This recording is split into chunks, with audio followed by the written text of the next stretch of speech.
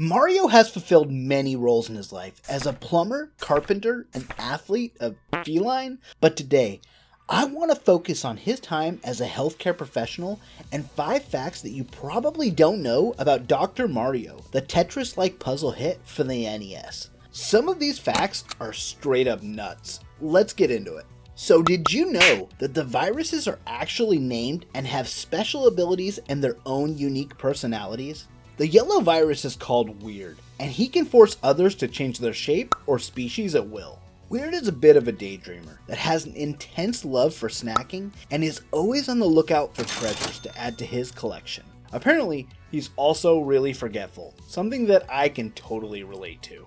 The red one is actually a girl, and her name is Fever. She manipulates heat.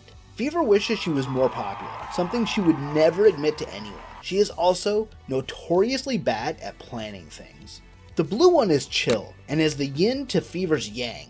He controls the cold. Chill is extremely polite and is the brains of the operation. He likes to research all the new doctors that could possibly threaten him and his friends. The virus trio show up in many different places as Easter eggs or enemies, but Chill actually has the most appearances out of the 3. So in a pretty recent interview, Miyamoto himself said that Dr. Mario is just a normal blue-collar man and not a real licensed doctor. The translation is a bit rough, but he basically says that Mario can be a little bit shady and you should think about whether or not you should trust him as a doctor. Oddly though, if you look close enough at the wall behind Mario Luigi in Dr. Mario Miracle Cure, you can see what looks to be a medical license hanging on the wall. So what skeletons are you hiding in that closet, Mario?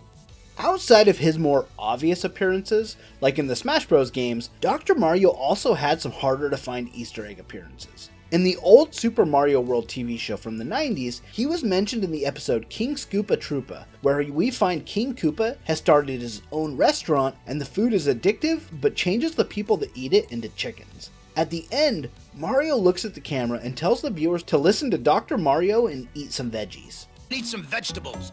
Dr. Mario's orders. In the game Paper Mario, we also get a short reference to Dr. Mario from a thankful whale. He thanks you for the help and says they should call you Dr. Mario. Outside of these harder to find references, there have also been some Dr. Mario outfits for a few of the Mario Kart titles and in Mario Odyssey, as well as a few comics episodes he starred in and a square in the Nintendo Monopoly game, offering his medical services for only $25. Must be nice. Apparently, when Dr. Mario initially released for the NES, even though it received a generally positive review from the audience, there was a group of parents that were really critical of the game because they didn't like the idea of medicine being used in a children's game. Apparently, these parents didn't do their research though, because Mario actually defeats the viruses using mega vitamins and not actual drugs. Did you know that the viruses are most likely aliens from another planet? In Dr. Mario on the NES, if you can manage to beat level 20, you will be rewarded with a cutscene of a UFO flying in and picking up the 3 villains. This same UFO will also later show up in Dr. Luigi, hinting that the viruses might not actually be from our world. And you might think that's all, but I have a bonus fact.